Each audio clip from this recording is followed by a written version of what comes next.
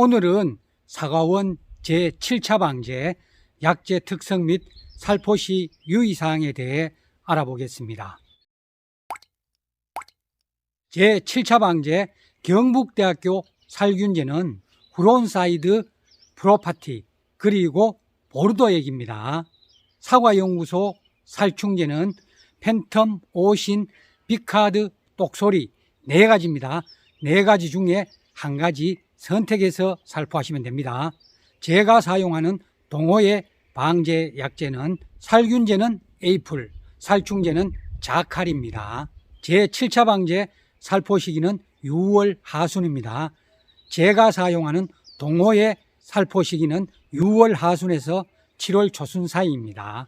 주 방제 대상은 살균제는 갈색무늬병하고 탄저병이고 살충제는 복숭아, 순나방, 심식나방, 그리고 노린제입니다. 제7차 방제 경북대학교 살균제는 후론사이드, 프로파티입니다. 후론사이드하고 프로파티는 주성분이 같아요. 그러니까 동일한 약제나 다름없습니다. 작용기작은 다 O, 주성분 플루아지남, 갈색무늬병, 탄저병, 겹무늬 썩은병, 백문우병에 효과가 있습니다. 작용기작 다는 병균의 호흡 및 에너지 생성을 못하도록 해서 살균작용을 하는 기작입니다. 후론사이드는 작용기작 카군의 보호살균제는 아니에요. 그런데 보호살균제 성격이 굉장히 강한 약제입니다. 그래서 병 발생 전에 예방적으로 살포하는 게 좋습니다. 약효 지속성과 비에 견디는 내우성이 우수한 약제입니다. 이 약제는 침투성 전착제와 영양제와 혼용할 경우에는 약해 우려가 있습니다. 그래서 절대로 혼용하시면 안 됩니다. 제가 사용하는 전착제인 침투마스터 K입니다. 이 전착제는 침투성이 있어요. 그래서 후론사이드하고 혼용하시면 안 됩니다. 이 전착제는 고착성이 있는 케어스예요. 고착제거든요. 이런 고착제도 후론사이드하고 혼용해서 살포하시면 안 됩니다. 경농에서 나온 살충제 쾌속탄이 있습니다. 후론사이드는 쾌속탄하고 혼용해서 살포하면은 과일에 반점이 생길 수가 있어요. 그래서 절대로 혼용하시면 안 됩니다. 후론사이드는 약제 살포 직후부터 일주일에서 열흘 사이에 가려움증을 유발할 수가 있어요. 그래서 후론사이드 살포하고 농작업을 하면은 어떤 데 보면 몸이 좀 가렵거든요. 그러면은 후론사이드에 민감한 체질이구나 이렇게 이해하시면 됩니다. 경북대학교 7차 방제 약제 중 보르도액이 있어요. 전년도에 갈반이 심한 가원은 후론사이드 대신에 보르도액을 살포하라고 하고 있거든요. 작용기작은 가, 주성분은 황산동, 황산구리예요. 갈반, 탄저, 겹무늬 썩은병에 효과가 있는데 특히 갈색 무늬병에는 보르도액보다 더 좋은 약제는 없다고 알려져 있습니다. 보르도액은 보호살균제거든요. 이미 갈반이 발생한 과원에는 효과가 없습니다. 보르도액은 갈반 발생 전에 살포하는 약제입니다. 엄재열 교수님이 보르도액을 방제력에 넣어 놓으니까 갈반이 생긴 과원에서는 보르도액에 대해 알아보지도 않고 무조건 살포하는 경향이 있습니다. 그러면은 굉장히 위험합니다. 그렇게 살포했다가 약해를 입은 과원이 상당히 많습니다. 보르도액은 약제 중에 제일 위험한 약제예요. 약제 특성을 모르고 절대로 살포하시면 안 됩니다. 보르도액에 대해서 잘 모르면은 이 약은 아예 살포를 안 하는 게 좋습니다. 저는 보르도액을 6월 20일 이후에 살포할 예정이에요. 보르도액은 6월 20일에서 30일 사이에 살포하는 분들이 많습니다. 왜냐하면은 그때가 장마 직전이거든요. 장마 직전에 보르도액을 살포해 놓으면은 장마 때 많이 감염되는 갈색무늬병을 예방할 수 있지요. 저는 이 약제를 작년에 사놨어요. 그런데 작년 일기가 굉장히 불순했어요. 일기예보에 비가 없었는데도 갑자기 비가 내리고 있어요. 그래서 겁이 나서 작년에는 보르도액을 살포하지 못했습니다. 보르도액은 살포 전에 일기예보를 철저히 모니터해야 됩니다. 보르도액을 살포하고 2일에서 3일 사이에 비가 내리면은 사과가 약해를 입습니다.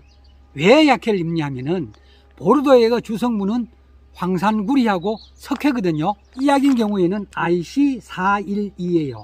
412가 무슨 의미냐 하면은 앞에 있는 4가 황산구리 성분이에요.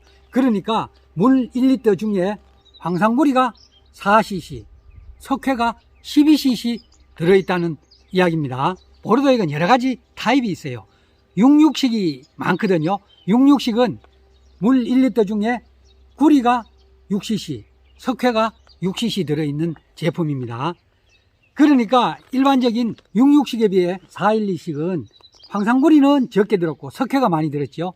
황산구리 성분이 약해를 일으킬 수 있는 성분이에요. 그러니까 412식은 황산동은 적게 넣고 석회를 많이 넣어가지고 약해를 줄여주는 제품입니다. 그래도 보르도액을 살포하고 2, 3일 내에 비가 오면은 약해를 입거든요. 왜 약해를 입는가 하면은 비가 오면은 황산구리는 그대로 남아있고 석회 성분이 씻겨 가버려요.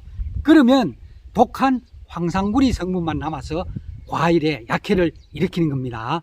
과일에 약해를 일으키면은 동록처럼 거칠거칠해지고 상품성이 없게 됩니다.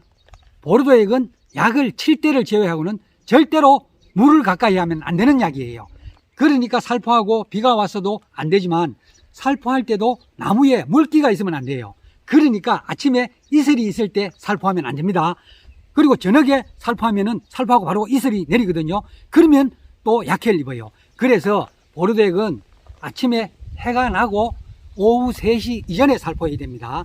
그런데 한낮 기온이 30도 이상 올라갈 때 살포하면 또 약해를 입습니다. 그러니까 이 약재는 굉장히 까다로운 약재입니다. 그리고 보르도액은 과피가 얇은 아오리, 감홍, 아리수 등에 사용하면 절대로 안 됩니다. 이 품종이 홍로입니다. 저는 홍로에도 보르도액은 살포하지 않습니다. 저는 오직 후지에만 살포합니다. 홍로는 사실 갈반은 크게 걱정 안 해도 되거든요. 왜냐하면은 혹시 홍로에 갈반이 생겨도 홍로는 8월 말이면 수확을 하지요. 그러니까 갈반이 생긴다 그래도 큰 피해는 없어요. 홍로는 일반적인 갈반 약재로 거의 예방이 되거든요. 후지는 장마기에 갈반이 생기면은 8월부터 갈반 피해가 나타나죠. 8월에 감염 증상이 나타나서 잎이 다 떨어져 버리면은 착색이 잘 안 되고 당도가 떨어지죠. 그래서 과일의 상품성이 크게 떨어집니다.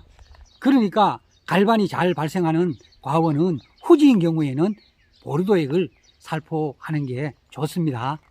그리고 보르도액은 혼용 가능 약재 이외에는 절대로 혼용하면 안 됩니다. 살균제는 혼용할 게 거의 없고 살충제는 있어요. 이번 회차 약인 펜텀은 보르도액하고 혼용할 수 있는 약재입니다.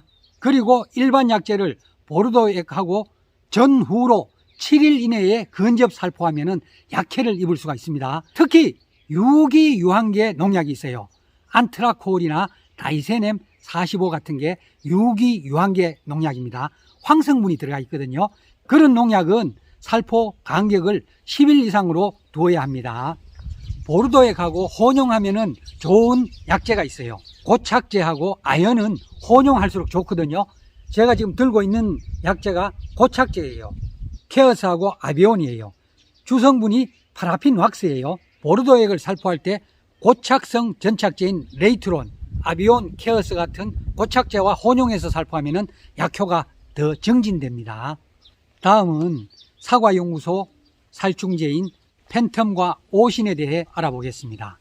펜텀과 오신은 작용기작은 4A, 주성분은 디노테퓨란, 노린재, 매미충, 복숭아 심식나방, 진딧물, 그리고 미국 선녀벌레에도 효과가 있습니다. 펜텀하고 오신 주성분은 디노테퓨란이거든요. 성분이 같아요. 그러니까 같은 약재나 다름없습니다. 둘 중에 하나 선택해서 살포하시면 됩니다. 여기 보면은 그룹이라고 되어 있죠. 그룹 또는 계통, 기작, 작용기작, 작용기구, 이게 전부 같은 말이에요. 작용기작이 4A거든요. 작용기작 4는 해충의 신경전달 물질을 차단하여 살충작용을 하는 기작이거든요. 4 중에 4A는 니코티노이드계라 해요. 네오랑을 붙여가 네오니코티노이드계라고 하거든요. 뭐 그냥 참고로 알아두시면 돼요. 이 약은 잘 죽지 않은 해충에 효과가 좋은 종합살충제입니다. 침투 이행성이 있는 약재로서 속효성, 약효 지속성, 그리고 비에 견디는 내우성이 우수한 약재입니다.